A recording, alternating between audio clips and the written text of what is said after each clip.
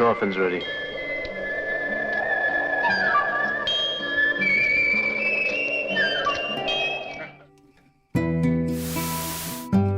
Who was almost cast as the man with no name.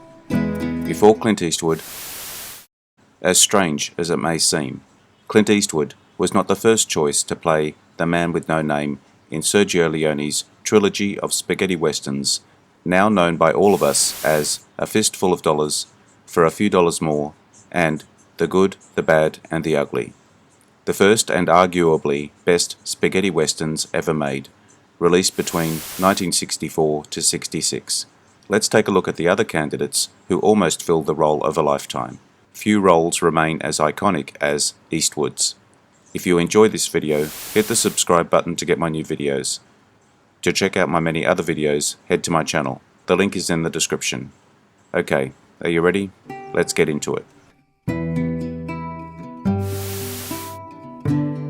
Eric Fleming. Fleming rejected an offer to star in the Italian-made western, A Fistful of Dollars, 1964, but it was written and produced by Italian and Spanish filmmakers, and was going to be shot on the wild plains of rural Spain. Fleming decided the project wasn't worth the many risks it apparently involved, and turned it down. You see, my mule don't like people laughing. He gets the crazy idea you're laughing at him. Now, if you apologize like I know you're going to, I might convince him. Henry Fonda. You really didn't mean Leone wanted to cast Fonda against the American hero type he usually embodied.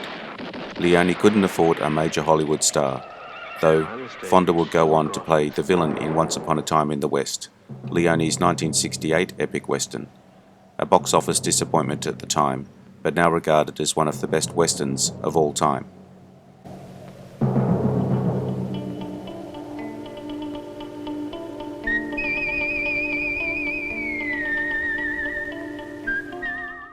Charles Bronson. Fonda was no longer an option. Leone made an offer to Charles Bronson, but declined. During the mid-60s, Bronson was an in-demand actor in Hollywood, playing gunfighters, prisoners, and boxers. Bronson eventually starred alongside Henry Fonda in Once Upon a Time in the West. Leone referred to Bronson as the greatest actor I ever worked with. But the month will go fast.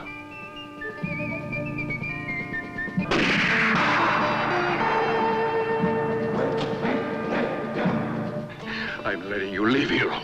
That's so you can tell everybody you've seen what takes place here. I want to take a moment and talk to my audience, new and old. Thank you for your support. I want to wish you all a Happy New Year, and remind you how important it is for me when you like, share and subscribe, as well as like and follow on my Facebook page. I don't want to bore you too much. Let's get back to the video.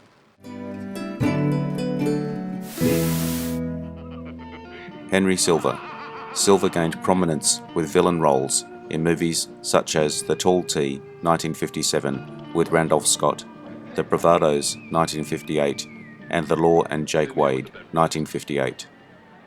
One of the 11 casino robbers in the 1960 Rat Pack caper film Ocean's 11, starring with Frank Sinatra and Dean Martin in 1963. When Leone was looking for his man with no name, Silva played the lead role in the gangster film Johnny Cool. Silva typecast as a villain, mobster, or anti-hero. Silva decided to turn down Leone's offer. Just 2 years later, he starred in The Hills Run Red, another spaghetti western. Silva played the hero. He also starred alongside Charles Bronson in Love and Bullets, 1979.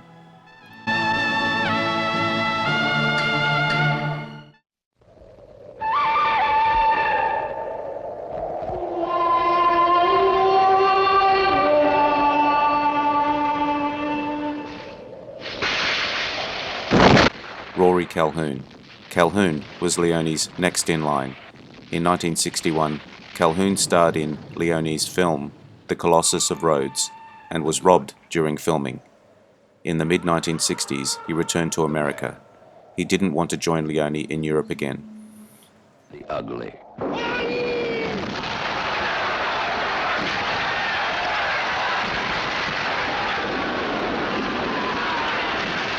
The blue. The gray. James Coburn. Bodybuilder Steve Reeves also turned down Leone's offer for The Man with No Name. Leone turned to James Coburn, who also said no to the offer.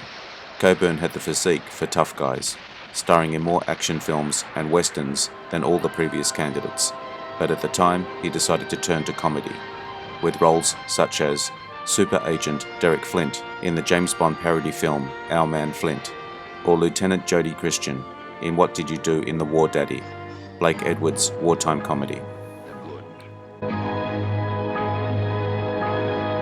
The bad, the ugly, the questions. Richard Harrison. Sergio eventually asked Harrison to take on the main character in his Dollars trilogy. Harrison had appeared in one of the very first spaghetti westerns, Gunfight at Red Sands. Harrison refused, but suggested Eastwood. Harrison later said, "My greatest contribution to cinema was not doing Fistful of Dollars and recommending Clint for the part." In one of Leone's most honest moments, he commented on why Clint Eastwood was right for the part. "More than an actor, I needed a mask," and Eastwood, at the time, had only two expressions, with hat and no hat. If you liked the video, make sure you hit the subscription button so you will see my new videos as they come up. Take a look at my channel and see my many other videos. The link is in the description. Leave me a comment, check out my Facebook page as well. I appreciate your likes, shares and subscribers. I am Wrangler. Adios. See you again soon.